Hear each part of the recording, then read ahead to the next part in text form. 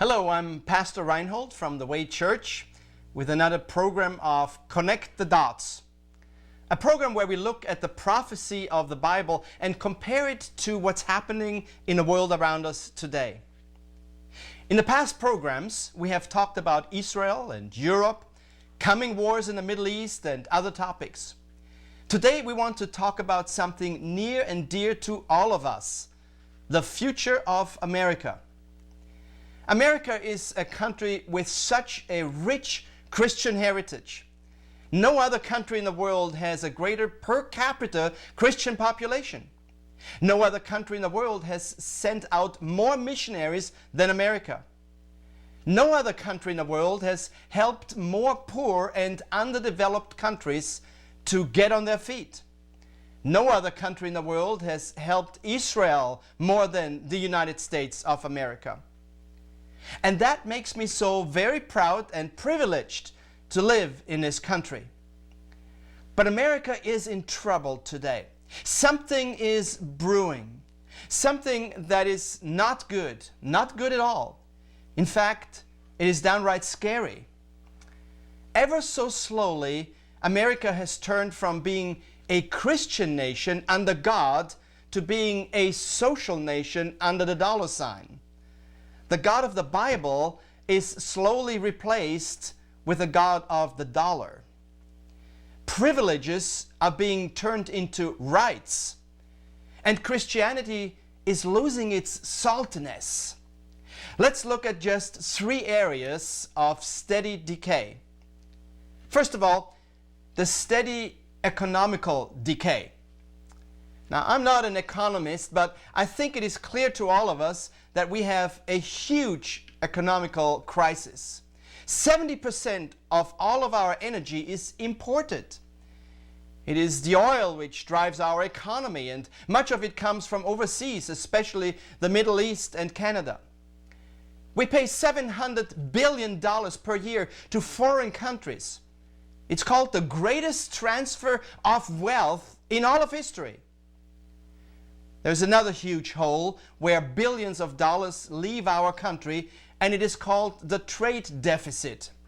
We have passed the $500 billion deficit mark. Question: how much money can be sucked out of America before it collapses economically? Factories producing goods have left America in record numbers. With that, jobs have left America in record numbers.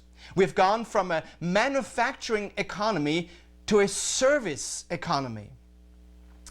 Let's look at another area, the steady social decay. The abortion issue, for instance, some 50 million unborn babies have been killed since Roe versus Wade. Every year, about another million is added to this number. The divorce rate, about half of all the marriages end in divorce, and of the 50% who do not divorce, only about 25% have a happy marriage. The other 25% stay married for convenient reasons. Then there's the addiction issue. This country is addicted to porn and drugs and gambling. Millions of jobs are lost and marriages destroyed because of different addictions, and the situation is only getting worse. Now let's move on to the third area, the steady spiritual decay. When the first schoolhouses were built in America, the Bible was the main textbook. But all of that changed in 1963 when Bibles were no longer considered of value to schools. 1 year later, another sad date is when prayer was taken out of the school. And from that date on, we see that all the graphs on a yearly basis for crime, pornography, rape, and sex go way up, while school tests like the SAT start to decline from year to year. The country that was based once on biblical, scriptural principles is now debating if we should take "In God We Trust" of our currency. Where will that trend lead us? Does the Bible say anything about the future of America? One of the most asked questions is this: is America in biblical prophecy? Now, this is not an easy question to answer. After all, is not America the greatest and strongest nation in the world? Do we not have more Christians per capita than any other nation? So why should we not play a major role in the end times? Well, let's look at the 4 different portions of Scripture that are quoted as possibly to refer to the USA. The first one is a reference to the people tall and smooth-skinned, and it comes from Isaiah 18. Let me read to you. Woe to the land of rearing wings along the rivers of Cush, which sends envoys by sea in papyrus boats over the waters. Go swift messengers to a people tall and smooth-skinned, to a people feared far and wide, an aggressive nation of strange speech, whose land is divided by rivers. Verse 7, at that time gifts will be brought to the Lord Almighty from a people tall and smooth-skinned, from a people feared far and wide, an aggressive nation of strange speech, whose land is divided by rivers. The gifts will be brought to Mount Zion, the place of the name of the Lord Almighty. Those who hold to this view point to the fact that the United States is divided by the Mississippi. As far as America's power, they say, Americans are feared far and wide. The problem is that verse 1 identifies the people as Cush, or Ethiopia. Ethiopia used to be part of Egypt, and the Nile would be the dividing river. It was a prophecy for a different time and place, not for America. The second scripture portion speaks of the merchants of Tarshish and their young lions. It comes from Ezekiel 38, starting at verse 10. This is what the sovereign Lord says. On that day, thoughts will come into your mind, and you will devise an evil scheme. You will say, I will invade a land of unwalled villages. I will attack a peaceful and unsuspecting people, all of them living without walls and without gates and bars. I will plunder and loot and turn my hands against the resettled ruins and the people gathered from the nations, rich in livestock and goods, living at the center of the land. Sheba and Dedan, the merchants of Tarshish, and all her villages will say to you, have you come to plunder? Have you gathered your hoards to loot, to carry off silver and gold, to take away livestock and goods, and to seize much plunder? This is part of the Gog and Magog war, where Russia from the far north will invade Israel. In verse 13, we read about Sheba and Dedan. These cities are in Saudi Arabia, and they will not enter this war. Neither will Tarshish and all her villages, or another translation says, all her young lions. You see, some believe that Tarshish is England and her young lions are the former colonies like Australia, Canada, and the USA. However, many Bible scholars identify Tarshish as a part of Spain and not England. The third scripture that some interpret as America talks about the woman with the wings of a great eagle. It comes out of Revelation chapter 12, verse 13 and 14. When the dragon saw that he had been hurled to the earth, he pursued the woman who had given birth to the male child. The woman was given the 2 wings of a great eagle, so that she might fly to the place prepared for her in the desert, where she would be taken care of for a times and a half, out of the serpent's reach. This passage states that during the tribulation, God will provide a means of escape for the Jewish remnant in Israel. It states that the Jews will be carried into the wilderness on the wings of a great eagle. Some interpret this as a great American airlift to bring Israel to safety. But as we compare this scripture to other passages like Deuteronomy 32:11, we can clearly see that it is God Himself who will provide an escape as an eagle for her young ones. That leaves us with the fourth interpretation of America in the Bible. And America is identified as Babylon the Great, mother of harlots. It's taken from Revelation 18, and there I want to start at verse 1. After this, I saw another angel coming down from heaven. He had great authority, and the earth was illuminated by his splendor.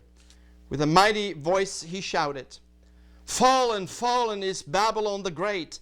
She has become a home for demons and a haunt for every evil spirit, a haunt for every unclean and detestable bird. For all the nations have drunk the maddening wine of her adulteries. The kings of the earth committed adultery with her, and the merchants of the earth grew rich from her excessive luxuries." Verse 9. When the kings of the earth who committed adultery with her and shared her luxury see the smoke of her burning, they will weep and mourn over her. Terrified at her torment, they will stand far off and cry, "Woe, woe, O great city, O Babylon, city of power! In 1 hour your doom has come." At a first glance, the shoe seems to fit. America has indeed fallen to its lowest moral standards. America has killed its innocent unborn and spread porn to the ends of the earth. America is the greatest importer and consumer in the world. The prophecy continues that the sea captains and the sailors will watch from afar how Babylon is burning down. What a horrible picture of once a great dwelling. But is it really America? We need to realize that the book of Revelation was written from the view of Israel and not Washington. Biblically, there is indeed a city called Babylon, and it lies in Iraq. Babylon was an incredibly wealthy but sinful city. Babylon is in the process of being rebuilt. But is the Babylon of Revelation 18, is that the one? There's another quote. Babylon, the Babylon that sits on 7 hills and is identified as the city of Rome from Revelation 17:9. Rome is definitely playing an important role in the tribulation period. First of all, it is a religious center because the Vatican is in its midst. Secondly, it will play a political role because it is the Club of Rome who was instrumental to bring about the revived Roman Empire. But now let me give you 4 possible reasons why the United States of America is not mentioned in the Bible. First of all, America will still be a powerful nation, but it's just not mentioned in the Word. This option is possible, but not likely, since America would definitely be involved heavily in military operations in the Middle East, if for no other reason than to defend the oil transports America needs to survive. A second possibility, America will be destroyed by other nations. Well, this option is also possible but unlikely. Even if parts or whole cities are destroyed, America has such vast lands and people that it could recover quickly, and America's Navy and Air Force would quickly retaliate and defend our land. Our weakest point is the import of oil. If that should ever stop, America will be in trouble, but it would not wipe out the USA completely. A third possibility would be America will decay from the inside. This option is possible as a result of moral and spiritual deterioration. However, the rest of the world, including Israel, is also deteriorating. Morally and spiritually, especially Europe, and yet they are a major player in the 7-year tribulation period. So while I believe this deterioration has actually already begun, it would not wipe us out as a major player on the world scene. So that brings us to the fourth and most likely possibility why America is not mentioned in the scripture. Fourthly, America has experienced a catastrophic event known as the rapture. I don't know if you realize what kind of catastrophe it would be for America when the rapture occurs. That is, for those who stay behind. Many members of the political theater are born-again believers. Many leaders on local levels, state levels, and on the national level as well. Many members of the police force as well as of the military are born again. Somewhere between 10 and 25% of all Americans would disappear in a split second. America will be in a total chaos and no one is there to help. Evil will reign. Murder, theft, and rape will be the daily event. Groups of thieves will band together and go from house to house and rob and kill, looking for food to survive. Now, compare this to other countries and continents. Europe will hardly notice any difference. Some countries have less than 1% born-again believers. Russia has only a very small percentage of believers. China will hardly notice. Although there are millions of Christians, it is but a drop in a bucket in comparison with America per capita.